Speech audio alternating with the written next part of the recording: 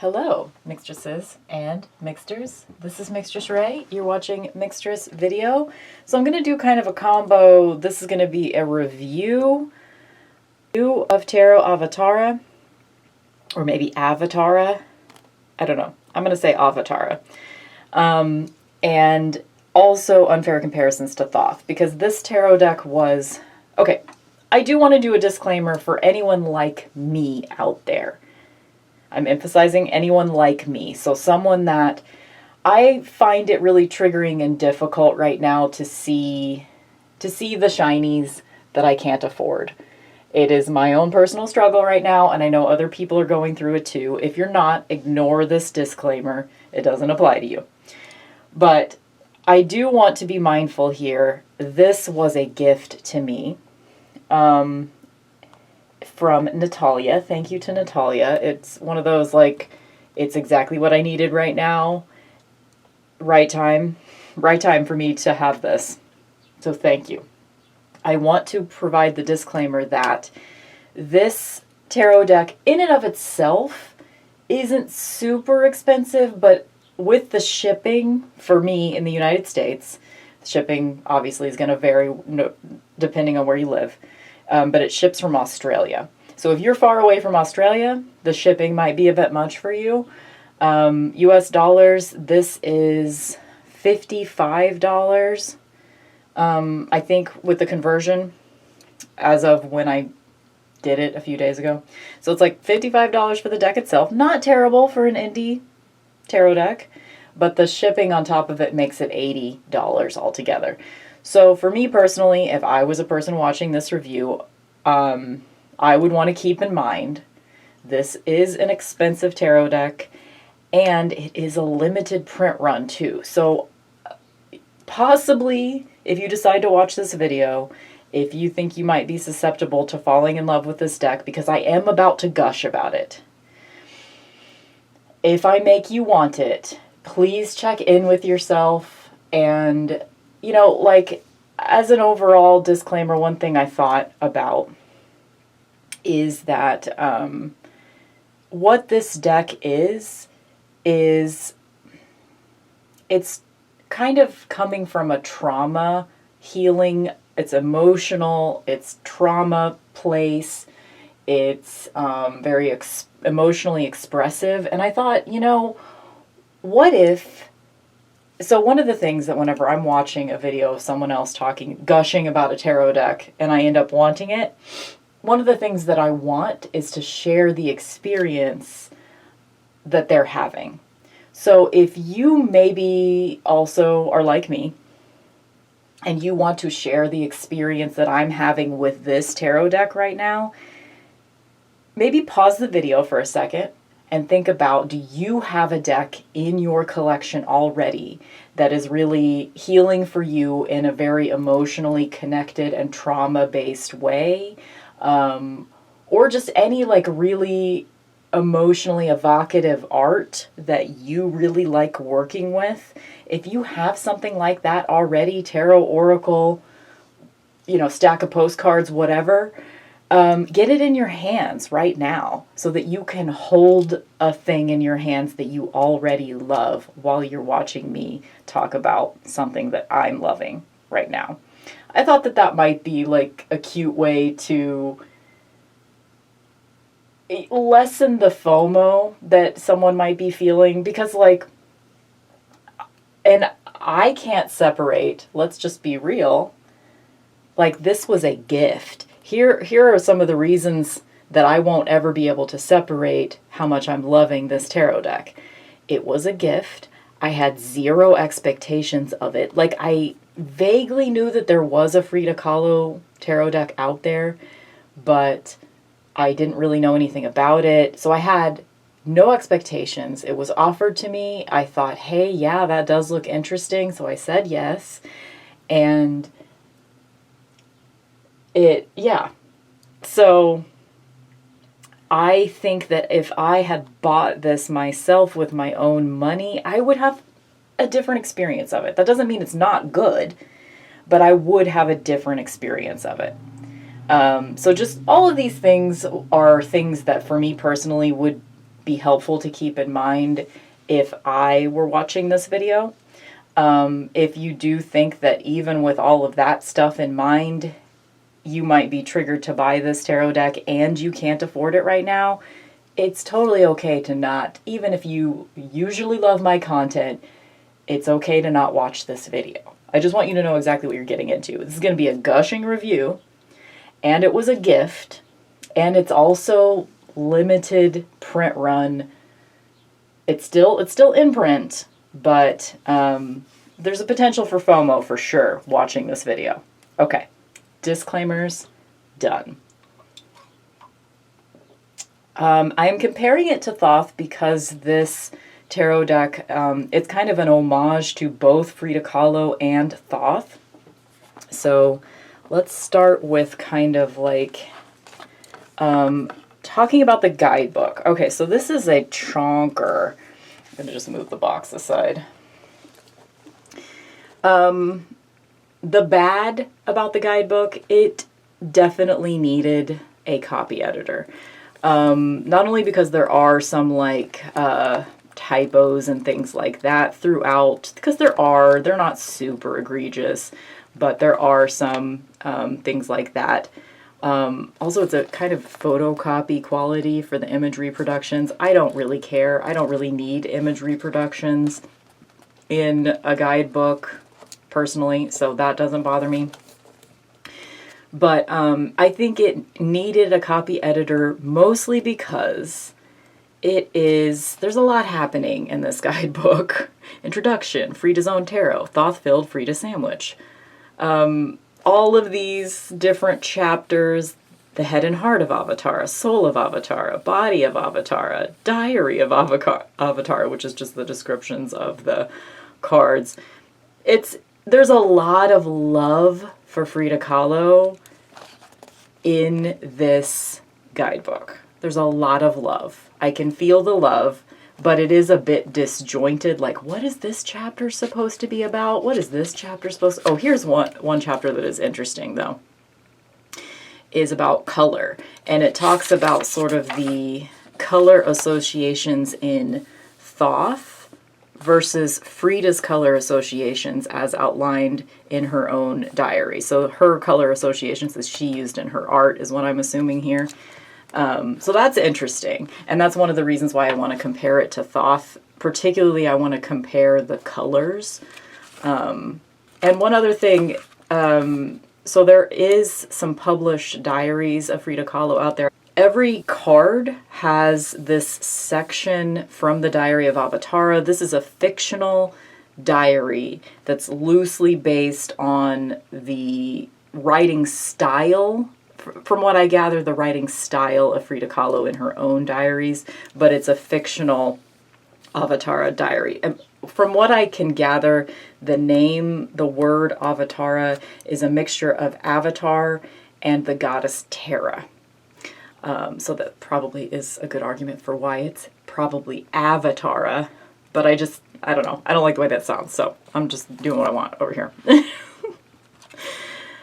Doing what? Mixtress video. Doing what I want over here, okay? So every card description has the same keywords. I believe they're the same keywords that are in the Thoth. I'm not super familiar with Thoth, despite the fact that I've had a copy in my possession for the last 25 years. And then there's also a collection, there's some spreads in the back, but there's also a collection of like little essays kind of from different people that like Frida Kahlo and like tarot, I think is kind of what this is. Again, it's like, okay, here's my favorite part of the guidebook, but let me finish that sentence. Again, it does feel like this guidebook could have been edited a little bit better. It's just a little incoherent to me personally as to like why we need so many different chapters. It is a thorough look into this deck. This tarot deck was well thought out. So I think there is a need for a chonky guidebook, or not a need necessarily, but I think a chonky guidebook in the case of this tarot deck is not a bad thing. I'm glad it exists, but I do think it could have been a little bit more cohesive and edited a little bit better. And we could have done without the image reproductions, because my personal thing is that if the guidebook fits in the box, then you don't need the image reproductions. Like, if you're not likely to be storing the guidebook separately from the deck, then I don't think you need the image reproductions, especially because the image reproductions in this particular guidebook are not great. They're just basically photocopy style. So I just don't see the need for them. This guidebook could have been a lot smaller just without that. But I do enjoy the little diary entries. It brings an element of, there's a lot of love. This tarot deck creation was a labor of love from Gabby Angus West, I can tell. And yeah, so okay, my favorite part of the guidebook though, let's get to the beginning here, is there's a glossary of symbols in the back.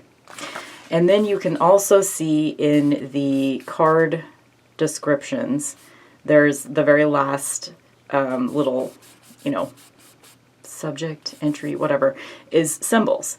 So in this particular card, the Princess of Cups, the symbols are bubbles, fish, lily, moon, and swan. And you can go and you can look up, maybe not each of those things because bubbles is not here, but you can look up most of those symbols in the back. And I think that's pretty cool because, personally, my favorite thing about guidebooks, the thing that I want from a guidebook is a symbolism key, a color key, things like that. Why were the particular symbols chosen for each card? And there's definitely a reason for, this was not just hey, wouldn't it be cute if we slapped Frida Kahlo onto a tarot deck? This is more. This is more than that. Okay, note on cardstock, because that is very important to me. It is, so it is gilded, shiny, whatever, don't care. But the texture, I don't know if you can see it. I mean, it's a linen finish, yes, but it's kind of a unique linen finish. It's very fine texture, and it's really cool for this particular deck because they're paintings. They're paintings on a linen finish, so it really gives the feel of canvas, And it's a very satisfying texture for me, and it's very shuffleable. It's a bit thick, but not obnoxiously thick. It's definitely shuffleable. Flexible cards, thin-ish, on the thin side, which, yeah, let me compare it. I actually want to compare it to my favorite cardstock of all time, because it is definitely thicker than Marigold.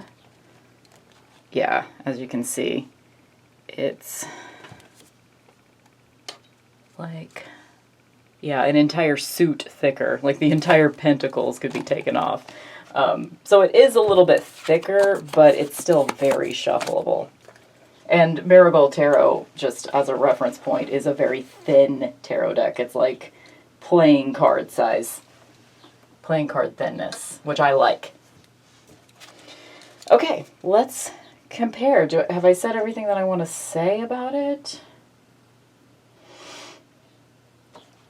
Again, this is a unique experience for me because it was a gift, and also I had no expectations of it. I have the unique privilege that I was able to just, be offered it and be able to say, hey, yeah, I'd like to try that, and then get to experience it completely with my own thoughts and opinions.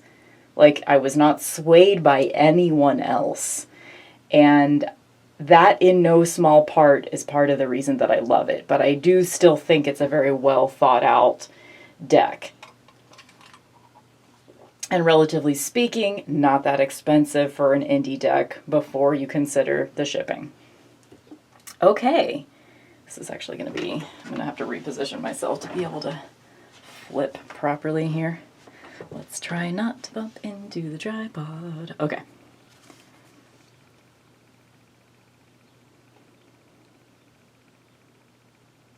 feel like we're getting like too much light. But usually whenever I try to adjust the light, when I think that, oh my god, I didn't light the candle. Well, we have to do that. I didn't get it out and put it in the shot not to light it, right?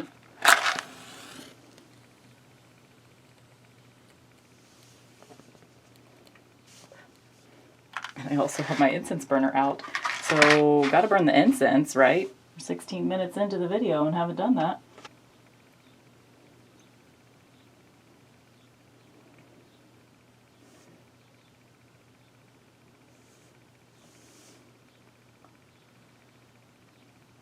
So as far as like how this tarot deck relates to Frida Kahlo's life and things like that, I think it's kind of like, there was even a note in the guidebook about like, she wasn't trying to force any like aspects of her life into a tarot space. She just kind of went with the general emotional style of Frida Kahlo's own self-portrait works.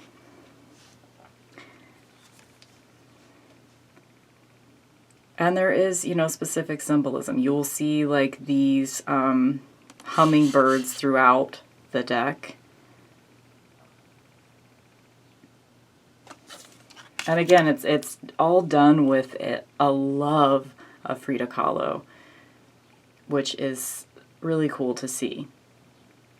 So she specifically said that she went more with the color style, color theory of Frida Kahlo's works over the Thoth, but the Thoth was part of the influence as well.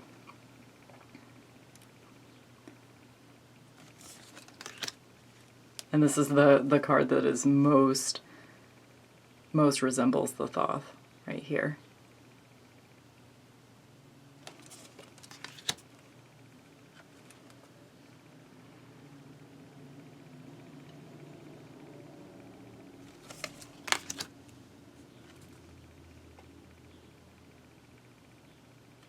Yeah, I'm seeing it. I'm seeing it with these little blade ribby things, like you're in the belly of a whale or something. Those are in both of these cards. I've never even noticed that aspect of Thoth.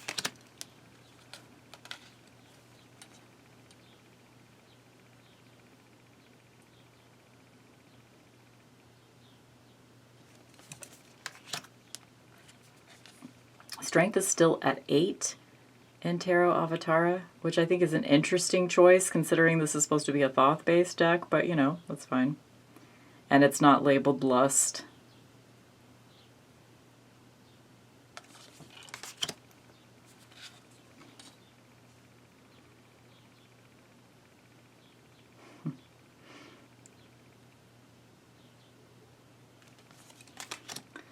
I've been just, like, as far as, like,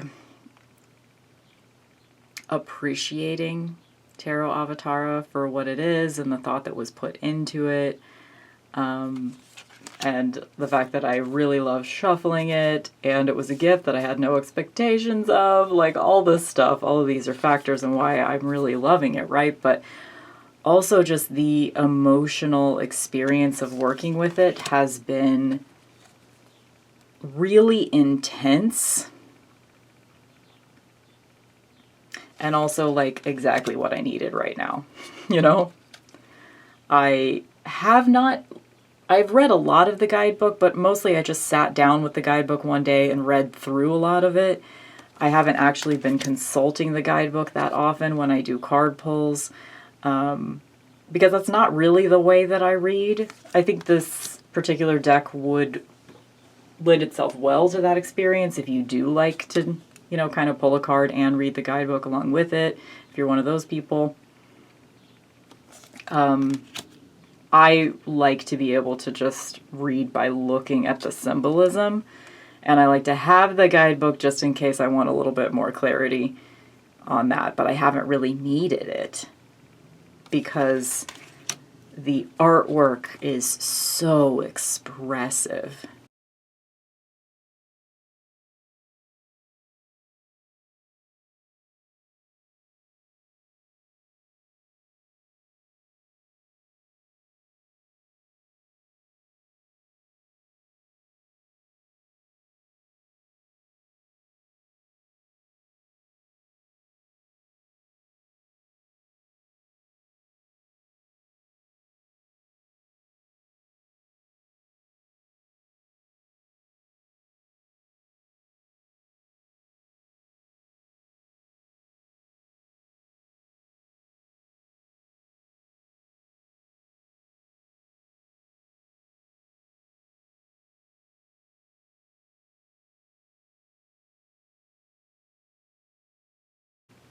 Anyway, the point is I'm interested in Frida Kahlo now. I mean, I was interested in her before, but it was one of those things where, like, I knew that once I opened the door to being interested in Frida Kahlo that it was going to be a rabbit hole, and I wasn't ready, but I'm ready now. Now is the time. So this is like an extra card. I couldn't find anywhere in the guidebook where it talks about this card. I don't know if I just missed it, but it's just an extra card. Tickle pink. So yeah, you do see the Thoth influence, for sure.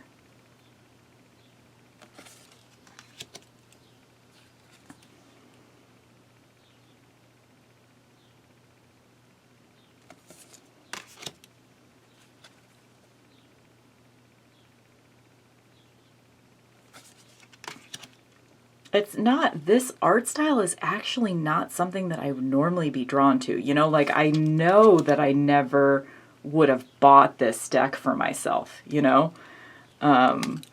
It just wouldn't have happened. Not only because it would have been pretty expensive for me, but also just I would have looked at the art and thought, well, I think that's too... Because this is...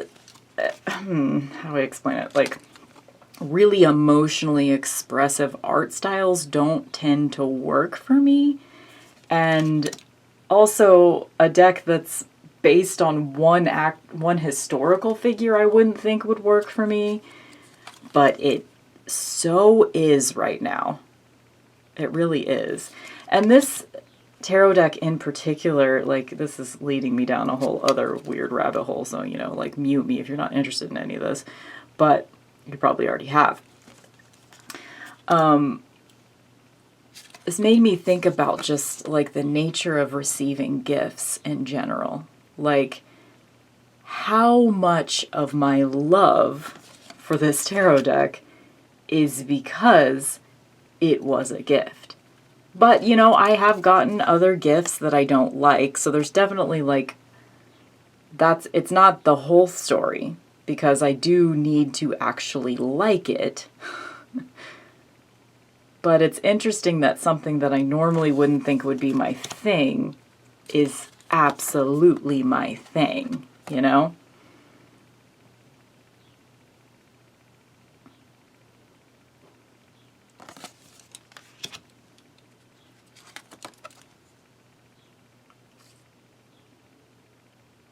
But it is very intense.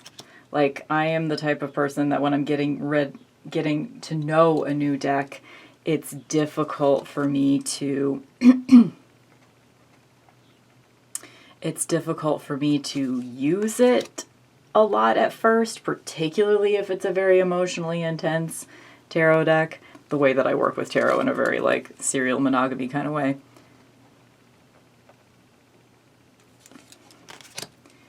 And I definitely feel like today's the day that I am going to put it back in the box and work with something else for a minute, which is why I went ahead and put it in order to talk to you guys about it, because I knew I wanted to compare it to Thoth.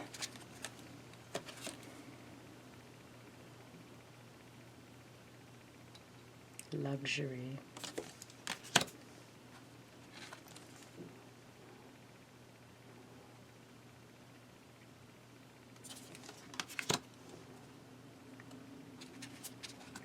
I very much think, like, I don't normally think of tarot decks as being for specific purposes. You know, most of the time, like, I don't even really want that. Most of the time I want tarot decks that are debauch.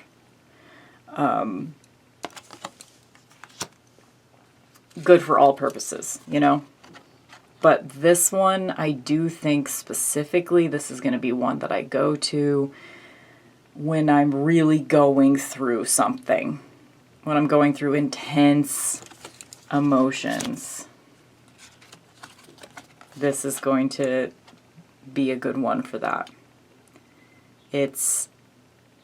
I get the very strong feeling from this that it's, you know, it's about love and it's about grief and it's about trauma. And it's intense. It is intense.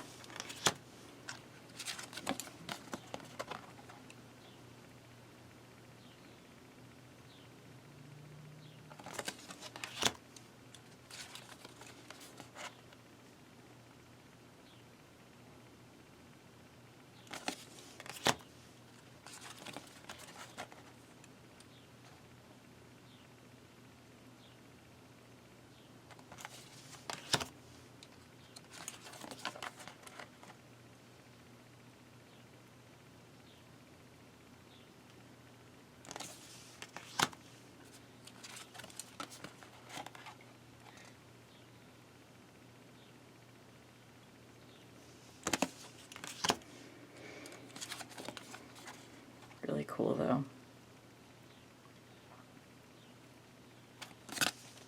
Anyway, so I was thinking about the nature of gift giving, and it's like, or gift receiving, and it's like, wouldn't it be cool in my current, like, financial reality where, like, you know, if I were being smart, if I were truly being financially smart, I wouldn't be buying any tarot and oracle decks. None. Because it's really not a super affordable thing for me to be doing at this point in my life.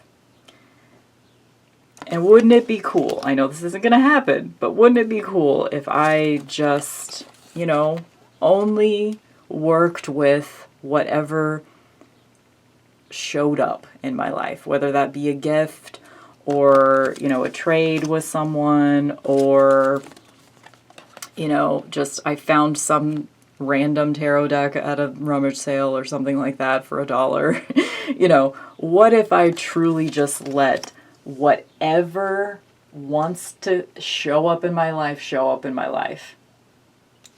If I could do that, that would be so cool. And it's not always going to be as rewarding as this, right? Like, it's likely rarely going to be as rewarding as this. Interference. This is one of my favorites.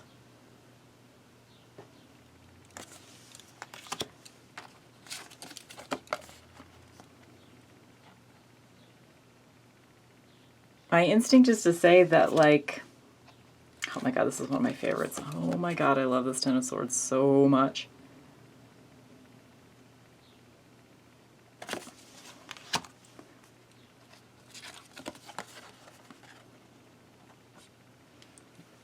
My instinct is to say that, like, you know what? I'm not going to.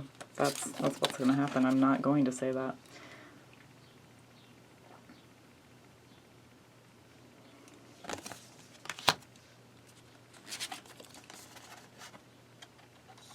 But it did, you know, the first few days that I was working with this tarot deck, I was thinking to myself, I want to stop buying tarot and oracle decks. I want to stop and just, like, you know, if something really beautiful and miraculous happens, like someone offers me something, or someone wants to do a trade, or I just happen upon something in a thrift store or whatever, like, just totally, like, spiritual, like, woo-woo, whatever comes to me is what I'm meant to work with. Kind of, like, I would love to be that person. And I'm really taking steps for myself just personally. Like, I'm really hiding anything, any kind of content online right now that is making me want things.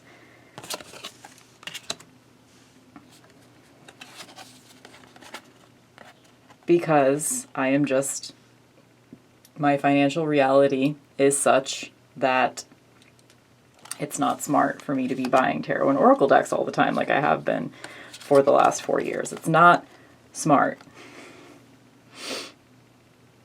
for me.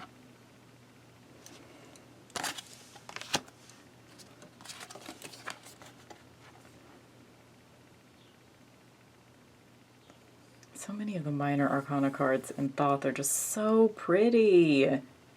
But I don't really like the court cards or the majors in Thoth. Oh yeah, we've got the leafy situation happening here too. It's really cool, I think, actually, how there's definitely a Thoth influence in almost every single card, but it's not literal. And that is actually pretty cool. This is the one card in the deck, the Nine of Pentacles, that, like, I don't know, it feels like it maybe doesn't really fit with the rest of the deck, or the art style's slightly different, or something feels off about this particular card, and I'm not sure why. But this is the only card like that in the deck for me. Like, every other card, I mean, sure, there's images I like more than others, but every other card I think has more to it than that one.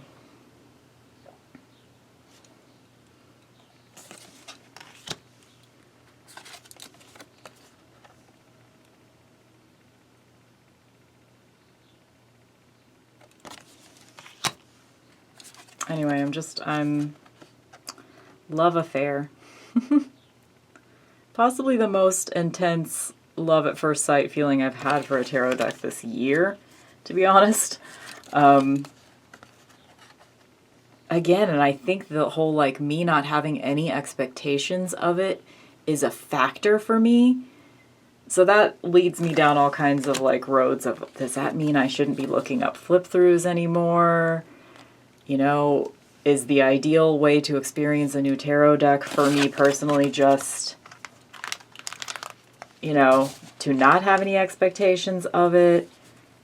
And the only way that I personally could have no expectations of a tarot deck is in a context like this, where I didn't pay a bunch of money for it. Because when I'm, when I'm buying a tarot deck, I take it very seriously. I have to, like, look up all the flip throughs and blah, blah, blah, blah, blah. I have to be very thoughtful about where I put my money. So, and it's exhausting. It's exhausting. And I know some of y'all are exhausted by the way that I talk about it. But, just imagine being in my head. It's exhausting in here. It just is.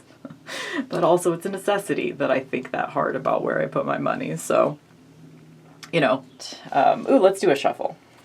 Let's do a shuffle because it is a fun shuffle. And I do like to see that whenever I'm looking at a flip through. I do like to see a shuffle.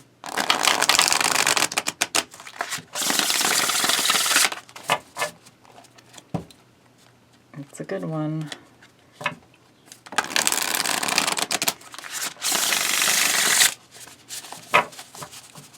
And it's a satisfying overhand, too, because the texture of the cards makes a nice sound. You do get, like, flying cards, if you're into that kind of thing. It's a very talkative deck, as far as my experience with, my actual experiential, experience of working with it. It's talkative, and part of the reason that I say that is because I can get the cards moving very easily. The way that I want to shuffle, I can do it with this deck. It wants to talk to me, and it's going to be very intense. You have to be ready to meet it at that level of intensity. Okay, bye.